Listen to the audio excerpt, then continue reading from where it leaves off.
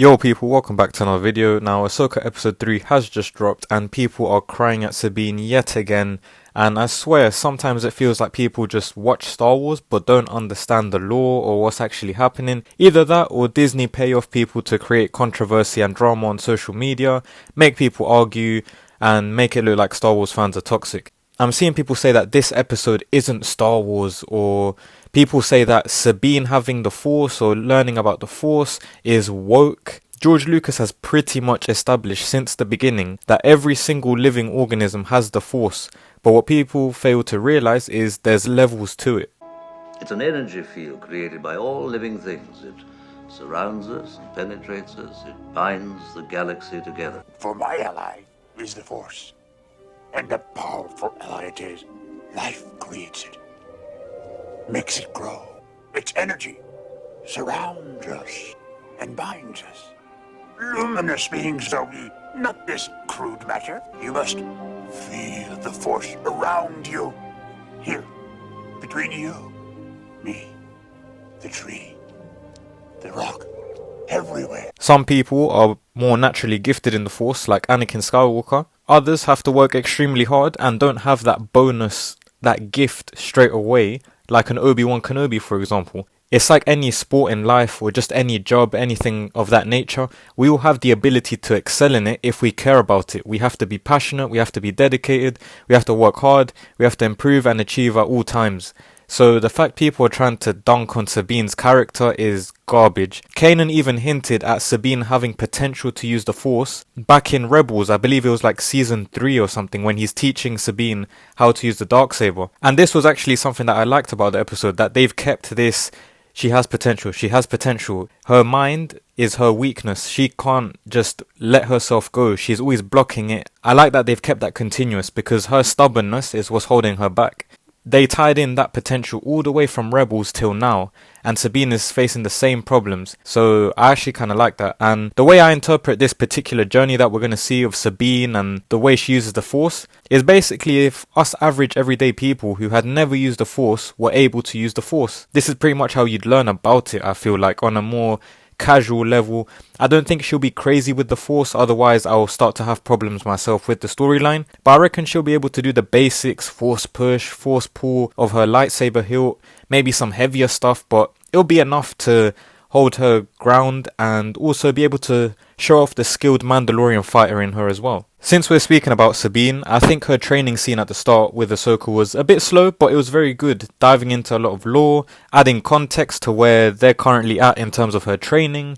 We're seeing the relationship between them grow. I think Sabine is being treated very well as well, nothing overpowered, she's not doing anything crazy. If anything, she's getting dunked on from episode 1 and 2 in particular. She still gets dunked on and takes a couple of L's in this episode, but I think she will be the one that is being set up to use the Force in order to sense Ezra's presence, in order to find him when the time comes. I think for an episode 3 of a Disney Plus show, if you were expecting fireworks, then you just don't understand how these things operate, how Disney works. I had my standards on the floor. I wasn't even expecting this to do well. I was expecting this episode to be the worst one so far. But this episode was actually really good in my opinion, because they slowed it down, they dived into the lore. As I mentioned, they really knuckled down some of George's rules and his ideas, which again shows that Dave has learned a lot from him and he wants to keep pushing on these teachings that he personally has received from George.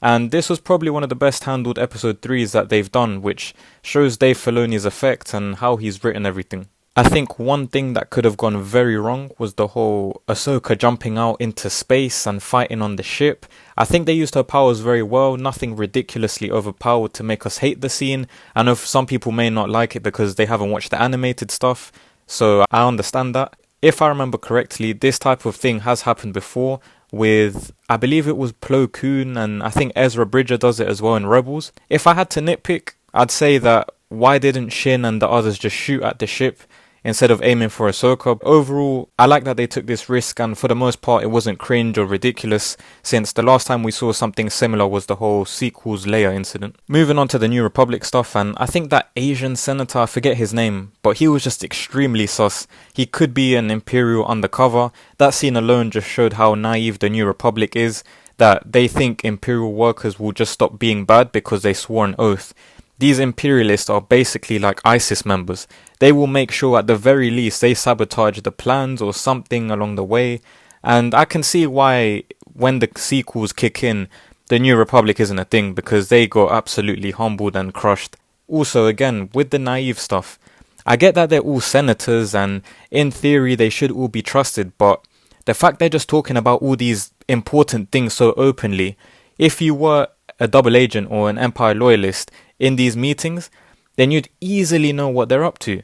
Like, you'd know that the New Republic is sus about the Imperialists, some of their plans have just been stopped, they know about Thrawn's existence, and the son of the general, Jason Syndulla, is on board that ship. So if you were an Imperialist, these would be easy things to target and plan ahead for. By the way, very nice to see Jason Syndulla. I know Lego had already leaked his appearance in the show. Not sure about the green hair, to be honest. I was hoping that would change, but it wasn't too crazy like in the Rebels animated series. But overall, good to see him. I think it'd be very poetic if at some point Ezra gets to train Jason. He learns that Kanan had a kid, and he can pass Kanan's teachings down to his son. Also, one thing as well, props to Hera, who I cooked last week. The actress, she got roasted last week, but she got a lot better in this episode, so I hope it continues this way, and credit to her for kind of turning it around so far. We also got to hear Marek speak for the first time, and it seems to kind of pretty much be cemented that he could be Starkiller, unless they're messing with us. People are saying that the voice sounds like Starkiller's voice from the Force Unleashed DLC. Very good. My apprentice. I wouldn't go crazy and 100% confirm it, still leaving the door open for other candidates. And in the credits it was said that Paul Darnell was Marek, but I'm pretty sure this is just a body double. But yeah, next episode will be plenty of fighting, so I think the next episode will probably be the best one of the season so far. As for this episode, I think I may give it a 7.5, making it the highest scoring episode so far for me personally. May the ratings keep going up. It's still missing that big wow moment or that big connection or unveiling that will take it to an 8 or a 9, but overall, so far, so good. I wish this episode was a bit longer, that would have maybe got it up to an 8 out of 10, but so far so good, I can't complain. But yeah, what did you guys think of episode 3? Let me know down below in the comments your thoughts, any theories you have, any predictions. Drop a like on the video as well while you're at it. Sub to the channel if you haven't already. Thank you for watching and have a great rest of your day.